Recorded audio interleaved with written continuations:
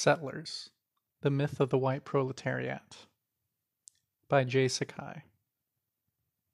Read by Dessalines.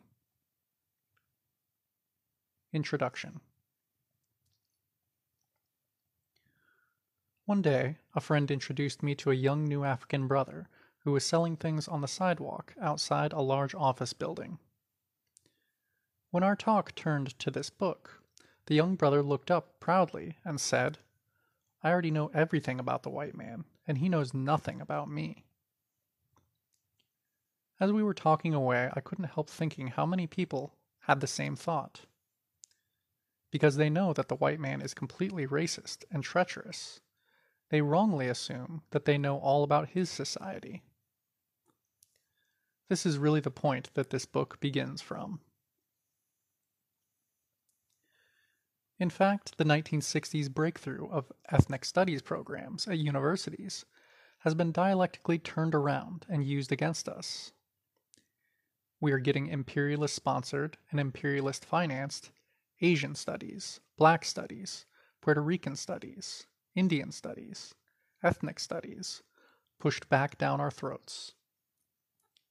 Some of the most prominent Third World intellectuals in the U.S. empire are getting paid good salaries by the imperialists to teach us our histories. Why?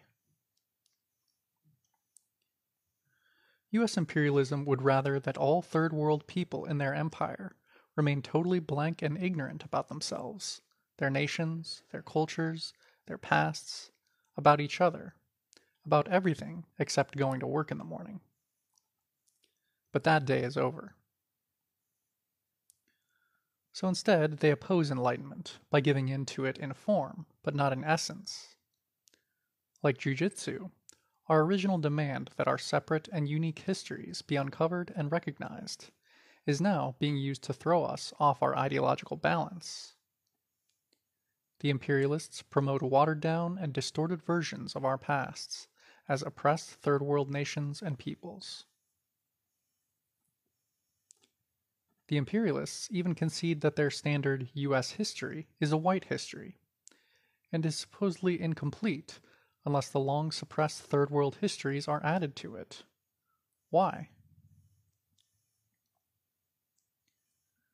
The key to the puzzle is that their story, imperialist Euro-American mishistory, is not incomplete. It isn't true at all. Their story also includes the standard class analysis of America that is put forward into our hands by the Euro-American left. Their story keeps saying over and over, "You folks just think about your own history. Don't bother analyzing white society. Just accept what we tell you about it." In other words, it's as if British liberals and, quote, socialists had told African anti-colonial revolutionaries in Ghana or Kenya to just study their own, quote, traditions, but not to study the British Empire. Their story is not incomplete at all. It's a series of complete lies, an ideological worldview cleverly designed to further imperialist domination of the oppressed. This work throws the light of historical materialism on Babylon itself.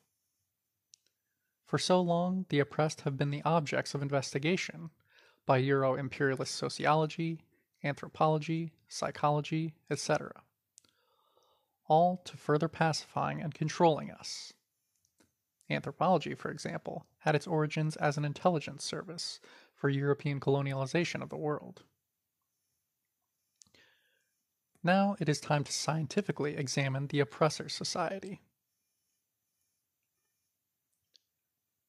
The final point we must make is that this document, while it deals with aspects of our history within the U.S. empire, is nothing like a history of Asians here.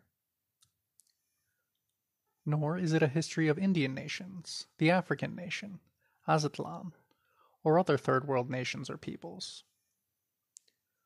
While we discuss Third World struggles and movements, this is not a critical examination of these political developments. This is a reconnaissance into enemy territory.